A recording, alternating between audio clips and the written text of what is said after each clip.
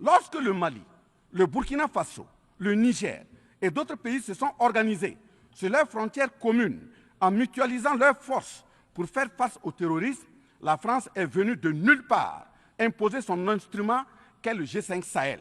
Aujourd'hui, la CEDEAO, qui a subitement une force d'intervention pour établir des démocraties, a annoncé un apport de 2 milliards de dollars US. Mais à la création de cette G5 Sahel, jusqu'à nos jours, à sa vaporisation, cette CEDEAO n'a pu débourser que 25 millions de dollars, 25 millions de dollars US. Où est donc le sérieux dans la défense des vies humaines prônée par la Déclaration universelle des droits de l'homme et des peuples? Deuxième, président de la transition, chef de l'État, recevez les salutations fraternelles du peuple et du gouvernement du Burkina Faso. Au nom du peuple burkinabé, je m'incline respectueusement sur la mémoire des grands leaders dans le monde qui ont fait rêver et espérer d'une société humaine juste et équitable à travers leur engagement, détermination et esprit de sacrifice.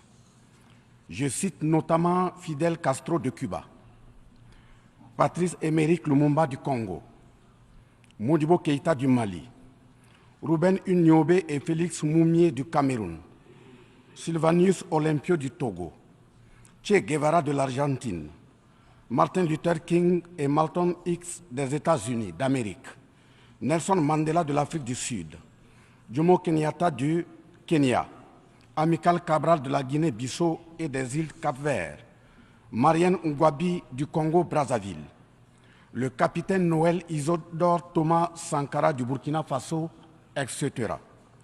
Ces leaders ont été, pour la plupart, exécutés de façon violente et d'autres assassinés à travers le feu des prisons et des empoisonnements. Leur seul crime a été pour chacun d'eux l'incarnation des rêves, des ambitions, de l'espoir des peuples meurtris, violés, violentés et pillés. Monsieur le Président, ma présence à cette tribune honorable des Nations Unies, au nom du Burkina Faso, pays des hommes intègres, n'est pas pour ériger des murs de lamentation. Je ne suis non plus pas là pour vous livrer un discours de convenance, mais j'ai été plutôt mandaté en sacrifice pour vous dire que le mensonge d'État, l'hypocrisie diplomatique, la boulimie du pouvoir, la recherche effrénée du gain, l'esprit démoniaque de domination et d'exploitation de l'homme par l'homme sont les vraies plaies qui gangrènent notre vivre ensemble et font courir toute la société à sa perte, y compris donc notre organisation, l'ONU. Son Excellence, M. Antonio Guterres, secrétaire général de l'Organisation des Nations Unies, Son Excellence, M. Joe Biden, président des États-Unis, Son Excellence, M. Denis Francis, représentant permanent de la Trinité et Tobago auprès des Nations Unies, élu président de la 78e session de l'Assemblée générale, Son Excellence, M. Luis Inácio Lula da Silva, président de la République fédérative du Brésil, permettez-moi de reprendre ici des parties de vos propos, discours respectifs prononcés à cette même tribune à l'ouverture de cette 78e session. Primo, je cite, « Nous sommes dans un monde sans dessus-dessous. Des cadavres jonchent les plages où des milliardaires se prélassent. » Pour la deuxième personnalité, je cite, « Nous sommes à la croisée des chemins. Nous avons une cause commune, à savoir léguer à nos enfants un monde avec un bon climat social. » Fin de citation. Pour la troisième personnalité, je cite, « Malgré les difficultés, nous pouvons nous en sortir. Ce ne sont pas les capacités qui manquent, mais la volonté politique. Sinon, nous pouvons apporter le progrès et la paix pour tous. » Fin de citation. Pour la quatrième personnalité, je cite, « Il y a dissonance entre les discours et les pratiques, les faits. Le Conseil de sécurité de l'ONU est paralysé. L'ONU doit assumer ses fonctions d'un monde solidaire et équitable, conformément aux principes édictés dans la Charte. Cela suppose qu'on ait le courage de lutter contre les inégalités. » Fin de citation. La quintessence des expressions de ces quatre autres personnalités signifie clairement que les inégalités dans le monde sont voulues, sinon qu'avec un minimum de courage et de volonté politique, nous pouvons, à défaut de les éradiquer, les améniser à leur congrue expression. En effet, chaque année, les discours pleuvent au même titre que les promesses et engagements. Les preuves de la dissonance entre les discours et les faits sur ces questions de principes contenues dans la charte de l'ONU, dont la justice, l'égalité, la dignité, l'intégrité, le droit à l'autodétermination, la souveraineté des États, l'inviolabilité du territoire et le respect du droit international sont ce qui se passe en Libye, dans le Sahel, précisément sur le Niger, et sur la crise entre la Russie et l'Ukraine. D'abord, en Libye, suite à cette catastrophe diluvienne, des milliers de voix ont été fauchées, des milliers de vies donc ont été fauchées, pour badigeonner nos consciences de tranquillité transparente. Chaque nation se précipite pour présenter sa compassion, sa solidarité. C'est certes pour donner l'impression que nous vivons en société et que nous défendons des valeurs. L'honnêteté intellectuelle le recommande et l'histoire des consciences nous reflète que nous devons présenter nos sincères excuses au peuple libyen pour avoir été, collectivement et individuellement, par passivité condamnable ou par complicité active et inacceptable, aux côtés des bourreaux qui ont été la première catastrophe anthropique en Libye. C'est cette catastrophe qui a mis la Libye à genoux en la saccageant et tuant son guide avant que les eaux de déluge ne viennent l'endeuiller davantage. Et malheureusement, à la tête de cette catastrophe humaine était l'ONU sous la résolution 1970 et le silence coupable, voire la complicité de la CEDEAO et de l'Union africaine. Cette macabre intervention, avec la France de Nicolas Sarkozy en tête, a liquidé le guide libyen, le colonel Mouammar Kadhafi, le 20 octobre 2011. Si les condoléances au peuple libyen avaient un minimum de bon sens et sans hypocrisie, cette diplomatie macabre n'aurait jamais lieu autour du cas du Niger pour y créer une Libye bis. Ensuite, pour preuve que les relations internationales sont teintées d'une haute hypocrisie diplomatique, dénudées de conscience, de morale, de dignité, d'intégrité, de justice, donc de paix, ce sont encore les mêmes gesticulations dans un aliment scandaleusement mortifère qui s'agitent comme des fauves autour de leur proie blessée pour la dévorer. Aujourd'hui, nous avons fait le constat malheureux que, contrairement au discours de profession de bonne foi prononcé à cette tribune de l'ONU, invitant au respect de la charte de l'ONU et du droit international, les dirigeants représentant le peuple frère du Niger ont été pratiquement interdits d'accès au siège des Nations Unies. Le Burkina Faso condamne fermement cette manœuvre sordide qui relève de pratiques moyenâgeuses. Cela ne peut évidemment se faire que par des esprits en perte de valeurs essentielles pour toute vie harmonieuse en société. De ce fait, nous renchérissons pour dire que l'ONU ne doit en aucun cas être un instrument dans les mains d'un quelconque pays.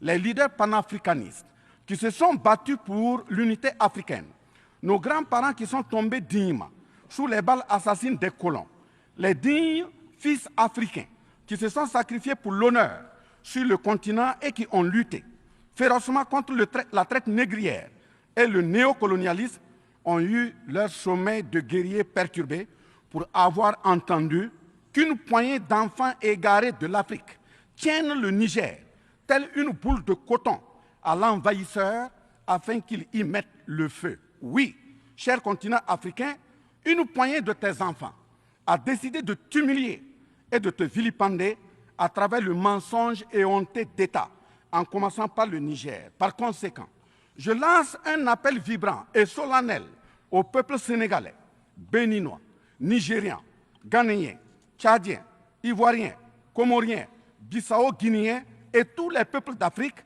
à se mobiliser davantage dans la fraternité et la solidarité africaine afin d'éviter que les impérialistes mettent le feu au Niger, comme le cas de la Libye. Monsieur le Président, Monsieur le Secrétaire général, distingué personnalité, j'insiste à cette tribune de l'ONU et devant le monde entier que la CEDEAO, l'Union africaine et l'ONU doivent impérativement se muer en des organisations véritables des peuples en lieu et place de structures d'une minorité de chefs d'État. Elles ne doivent pas être utilisées et instrumentalisées pour déstabiliser des pays frères en assassinant leurs leaders. Ce n'est qu'à ce prix que la charte de l'ONU et le droit international auront un sens. Enfin, parlant de la charte de l'ONU et du droit international, un conflit entre la Russie et l'Ukraine est entretenu et voulu par certaines puissances. Ainsi, plusieurs pays occidentaux, notamment les États-Unis et l'Union européenne, y ont déversé toutes sortes de soutien, notamment militaire. Les populations civiles ukrainiennes, engagées comme volontaires, dont certains pilotent même des chars, sont félicités et traités de patriotes. Le Mali, le Niger et le Burkina Faso font face à une guerre qui leur a été imposée par l'impérialisme sous le couvert de terroristes de tout acabit, sémant terreur et désolation.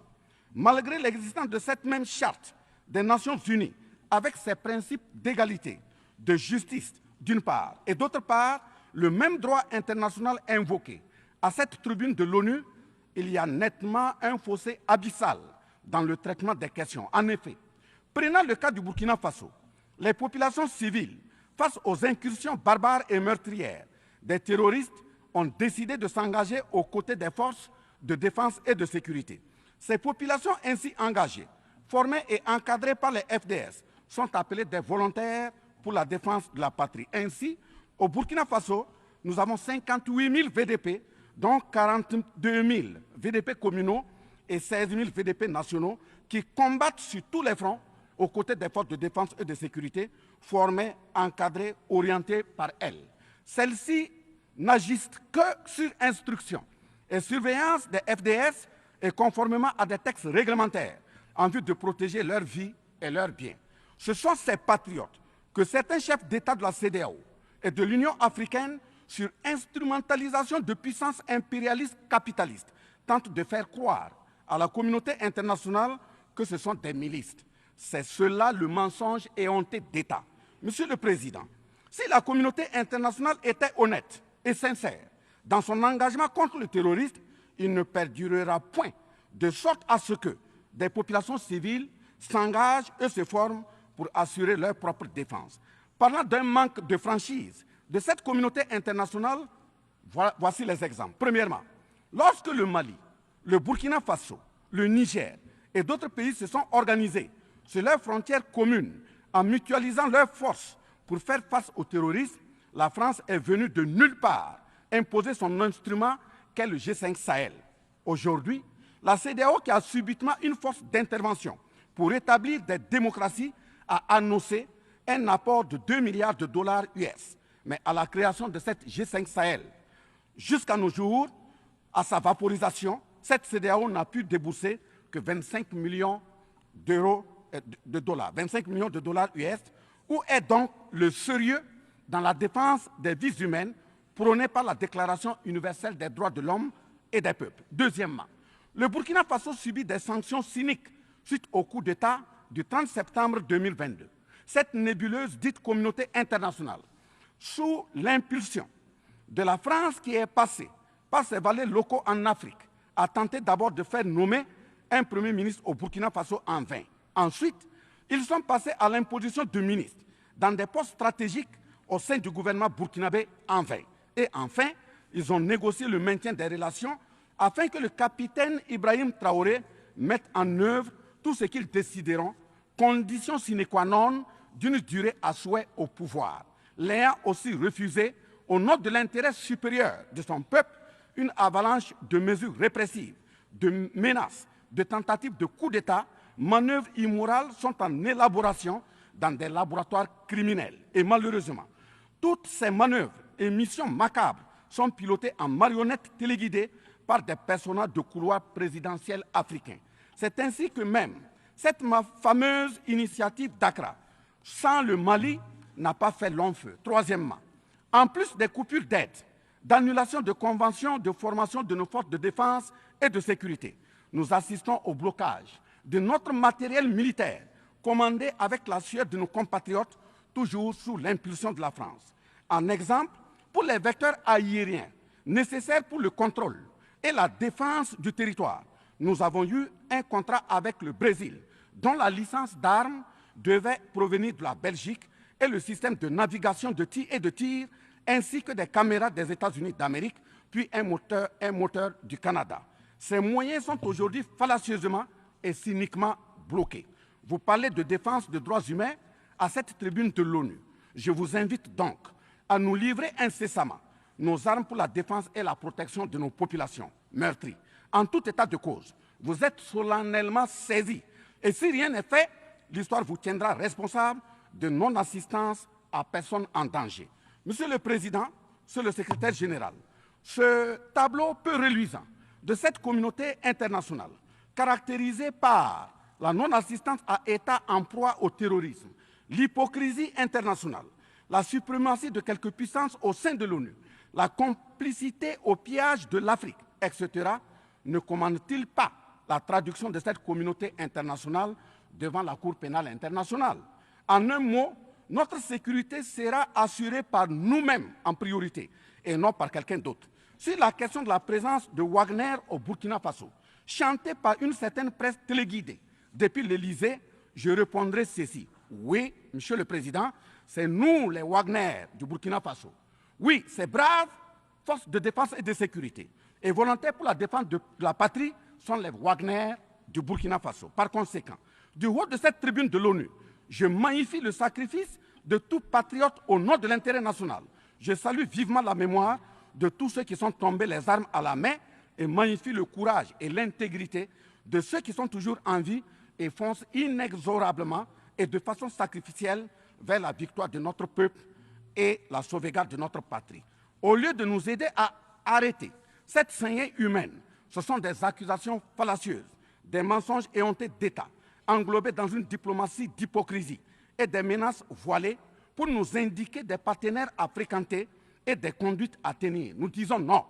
Au nom de la même charte des Nations Unies et du droit international que vous évoquez tous et toutes ici à cette tribune, les peuples africains en général et sahéliens en particulier sont résolument engagés à assumer absolument et pleinement leur émancipation totale pour un progrès social véritable. Ainsi, le Burkina Faso liera de façon souveraine ses partenariats avec qui il veut et achètera ses moyens de défense avec qui il veut. Qu'un pays s'appelle Russie, Iran, Turquie, Azerbaïdjan, Cuba, Nicaragua, Corée du Nord, le Burkina Faso y achètera et y vendra librement ses produits sans intermédiaire, encore moins une autorisation de qui que ce soit. Et cela advienne que pourra. Monsieur le Président, Monsieur le Secrétaire général, parlant toujours d'hypocrisie et de mensonges d'État, dans cette question de lutte contre le terrorisme, en général et dans le Sahel en particulier, voici d'autres faits que vous n'ignorez certainement pas et j'en suis certain. Primo, dans le Sahel, nous avons près d'une dizaine de milliers de soldats d'armées étrangères, composés en majorité de soldats français, mais également des soldats américains, allemands, italiens, etc., avec des armes, des matériels volants et de surveillance des plus sophistiqués au monde. Et malgré tout, personne ne voit des colonnes de centaines de terroristes se déplacer pour aller servir la désolation et la mort, souvent avec des armes inimaginables. Au Mali, au Niger et au Burkina Faso, il n'y a ni usine de fabrique d'armes, ni de munitions. Qui recrute donc ces terroristes? Qui les entraîne? Qui les dote en permanence? Qui les nourrit et avec quels moyens? Croyez-vous à cette philanthropie au nom de laquelle des Occidentaux vont envoyer leurs militaires au Sahel mourir pour des beaux yeux des Sahéliens? Si oui, qu'est-ce qui justifie les énervements et autres gesticulations puériles et diplomatiques dès qu'on dit à la France de déguerpir militairement? La vraie raison, ce sont les ressources du sous-sol au Sahel.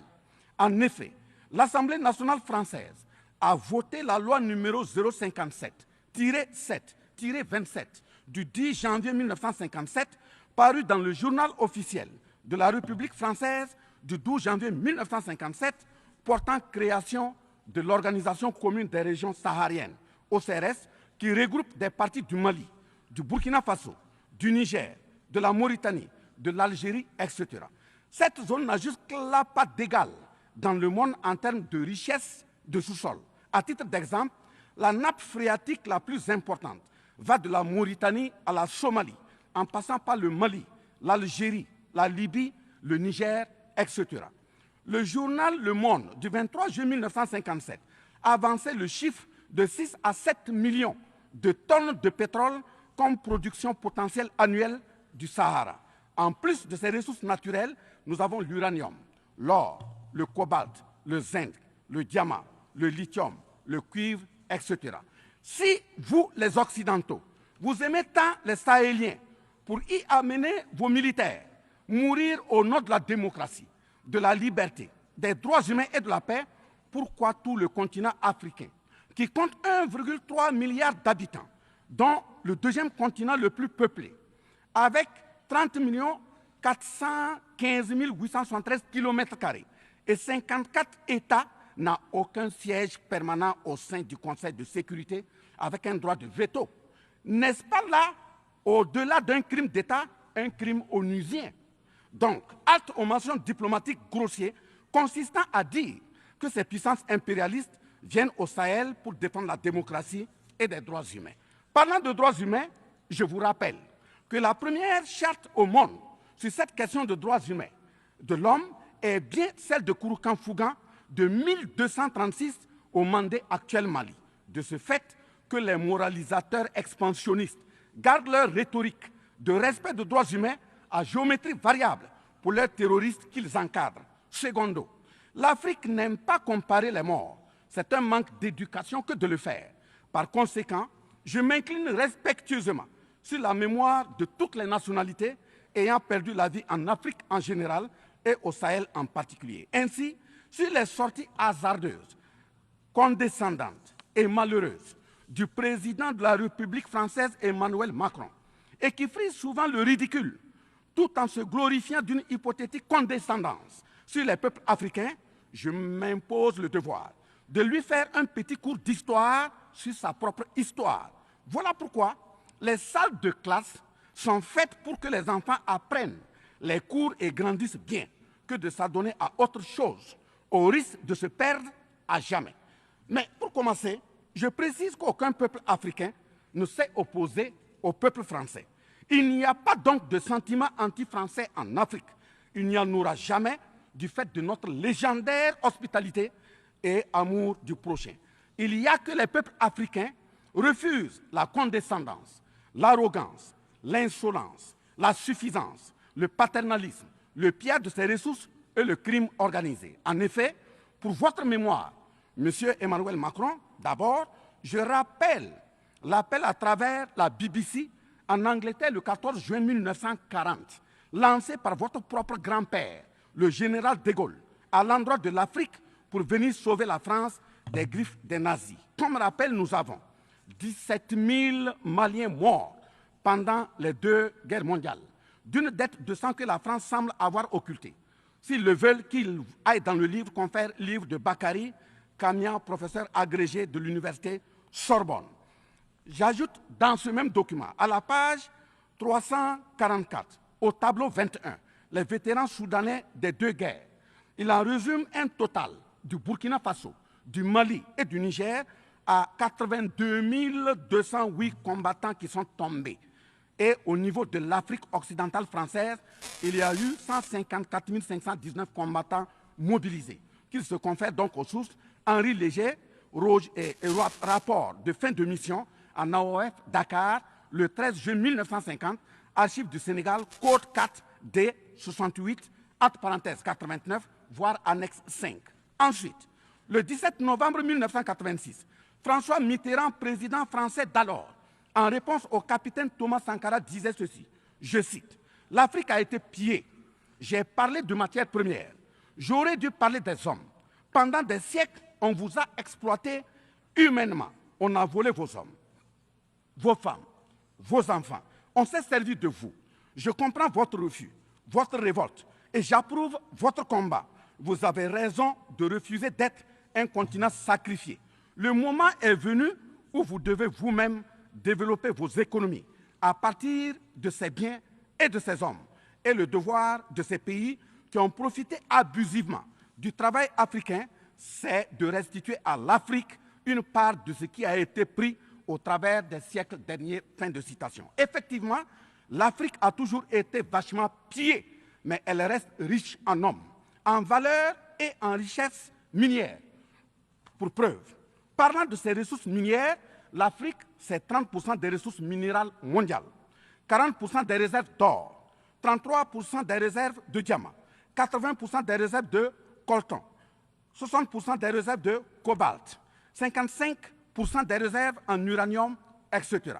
C'est pour la défense ferme de cette Afrique que la jeunesse africaine est plus que jamais debout.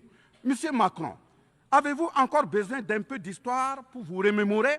Enfin, bien avant cette sortie regrettable et donc malheureuse du président français Emmanuel Macron, il s'était attaqué, comme tant d'autres de ses compatriotes politiciens, à la maternité africaine. Et là aussi, je tiens à lui rappeler que l'Allemagne compte 80 millions d'habitants environ sur une superficie de 347 000 km² face au Congo, qui a 95 millions d'habitants sur une superficie de 2 345 000 km².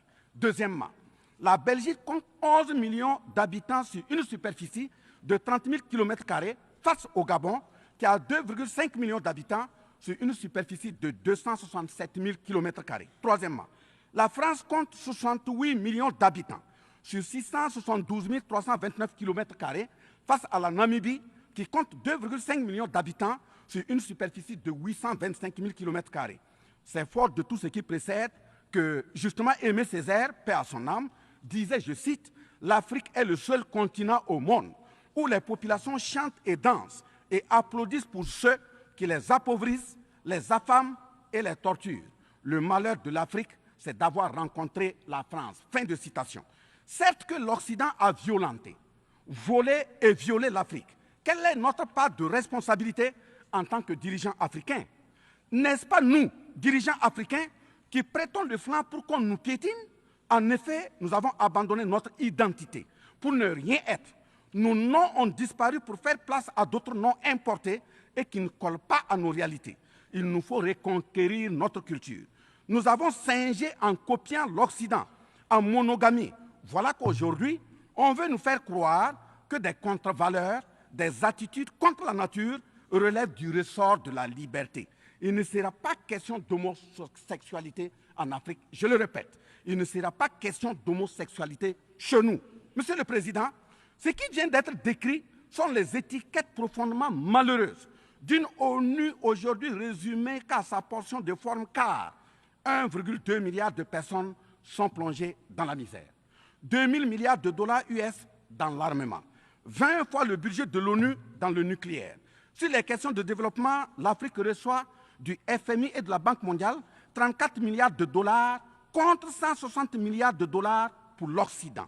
La paralysie du Conseil de sécurité de l'ONU, la paralysie de l'Organisation mondiale du commerce, la montée des tensions suite au repositionnement géostratégique. L'Organisation mondiale du commerce également encore bloquée. Le Fonds monétaire international FMI et la Banque mondiale qui fonctionnent en véritable usurier. L'Organisation mondiale de la santé qui est de plus en plus dominée par les firmes pharmaceutiques de rente, donnant ainsi une priorité commerciale que sociale aux vaccins tels que le vaccin contre la Covid-19. L'ONU qui devient de plus en plus l'ombre d'elle-même de par les tentatives de sa prise en otage par un conglomérat de puissances internationales impérialistes, brouillant ainsi la clarté et le sérieux dans ses prises de position, etc. Par conséquent, les peuples africains en général, et sahéliens en particulier, se battront vigoureusement pour que la CEDEAO, l'Union africaine et l'ONU soient des institutions au service véritablement des peuples du monde pour leur profonde émancipation et le progrès social véritable. Parce que ce sont les manquements de ces organisations, leur manque de sincérité, leurs décisions clientélistes et à géométrie variable, la couverture des tripatouillages constitutionnels avec leur lot de crimes, la promotion de la mauvaise gouvernance, le pillage, la désorganisation sociale et la corruption qui conduisent immanquablement au coup d'État, qui ne sont donc que des conséquences. Traitons donc les causes et les conséquences disparaîtront d'elles-mêmes. Mais si nous continuons avec ce jeu de l'Autriche, à la diplomatie d'hypocrisie, aux mensonges éhontés d'État, aux crimes organisés, au tripatouillage constitutionnel et à la fabrication de larbin à la tête de nos États africains, même l'ONU risque de ne pas échapper à un coup d'État. À bon entendeur, salut. Dans ce sens,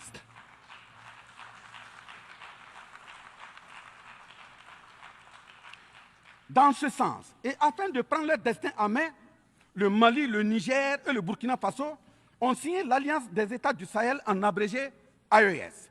L'AES est une architecture pour la sécurisation de nos pays, partant du traité révisé de l'autorité de développement intégré de la région de l'Iptako-Gourma. Prenant en compte la situation sécuritaire et surtout le manque de franchise dans le partenariat, il s'agit de compter sur nos propres ressources en recherchant la mutualisation de nos moyens et à œuvrer à faire disparaître les discontinuités dans les espaces de manœuvre opérationnels. Monsieur le Président, je vous signifie avec force et fermeté, dans une haute et intelligible voix que, primo, nous, peuple africain, sommes foncièrement démocrates. Pour preuve, notre attachement à la dignité humaine transcende la démocratie. Ce que nous refusons, c'est moins donc la démocratie que le piège de la démocratie qui nous est tendu. Ainsi, la démocratie électoraliste s'est avérée un moyen de contrôle de nos États à travers le jeu de chaises musicales de dirigeants très souvent imposteurs, corrompus, voleurs, violeurs de constitution, car étrangers au seul intérêt de nos États africains qui vaillent. Secondo, nous, Africains, sommes-nous aujourd'hui reconnus dans notre dignité d'homme, au sens de un homme égal à un homme? La réponse assurément est non, au-delà des convenances circonstanciées, pour nous endormir et mieux nous asservir. Triste pour le continent noir, reconnu scientifiquement comme berceau de l'humanité, mais dans la réalité humilié, placé sous contrôle dominé. Des indépendances factices aux guerres fratricides, de la démocratie électoraliste aux aides biaisées, des guerres de rapine au terrorisme malicieusement fabriquées, entretenues et injectées dans nos contrées africaines, notamment au Mali, au Burkina Faso et au Niger. Il y a une seule constante: nous dominer, maintenir le pied sur notre cou, tel le cas de notre malheureux frère George Floyd aux États-Unis, ici même. Est-ce cela la démocratie? Et il se trouve des partisans de cette conception étriquée de la liberté pour justifier intellectuellement l'asservissement et la barbarie contre nos peuples en lutte pour leur dignité et leur souveraineté au nom d'un principe paradoxal de liberté qui, in fine, assassine la liberté. Oh liberté, quel crime n'a-t-on pas commis en ton nom? C'est pourquoi nous décidons désormais de dire non. Non à tous ces amis qui veulent du bien au point de nous menacer de guerre pour imposer leur amitié. Nous adapterons notre démocratie tant brandie et chantée par des loups dans des pots de bélier afin de sécréter par nous-mêmes le leadership politique adéquat pour nos peuples en vue de leur bonheur.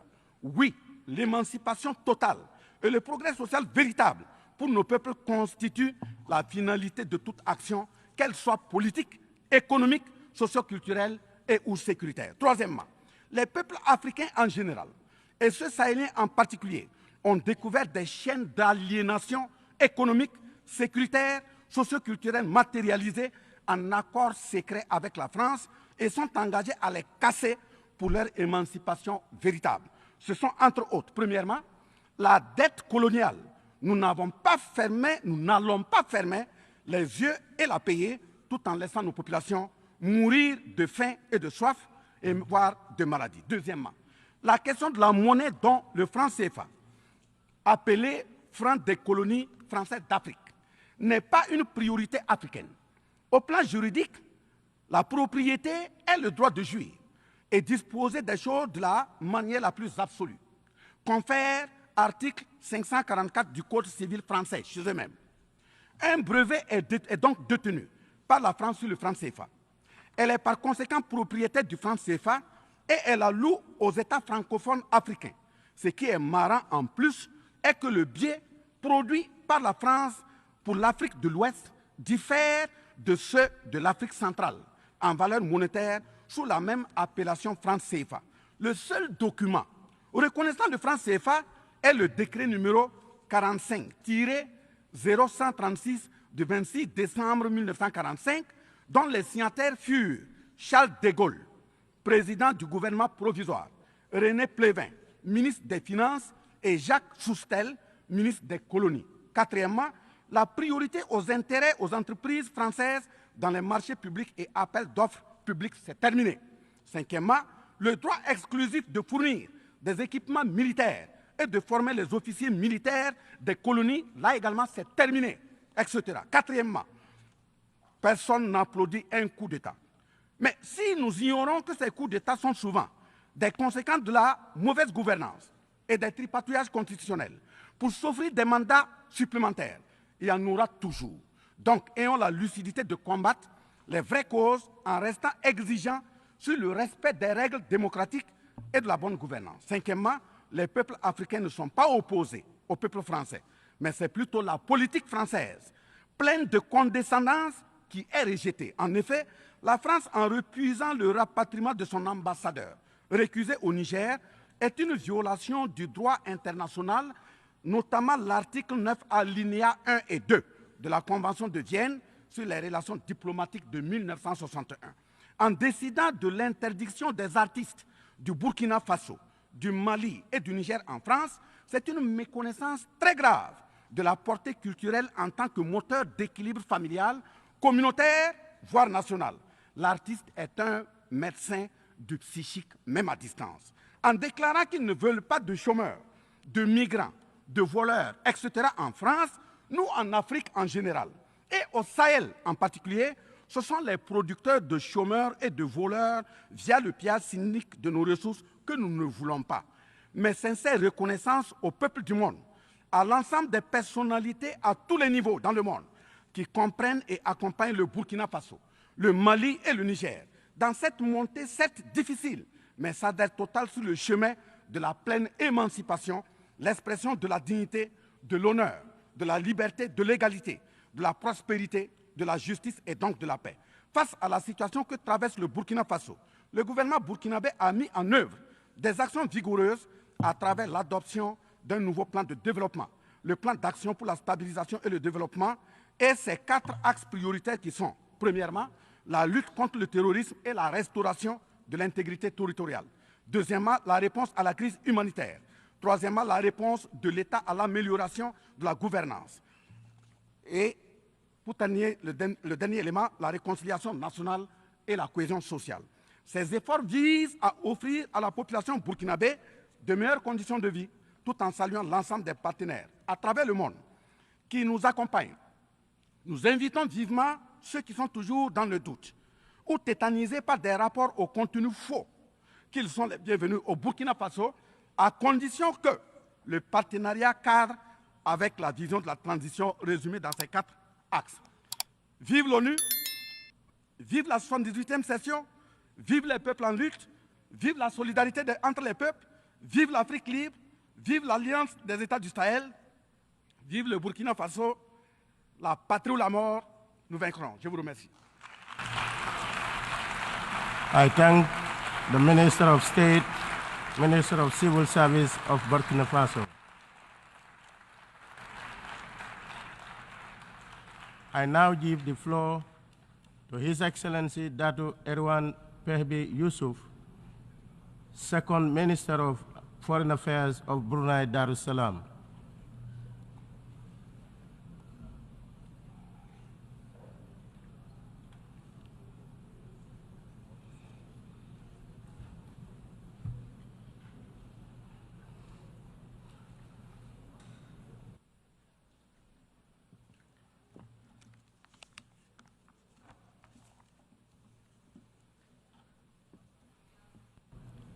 Bismillahirrahmanirrahim.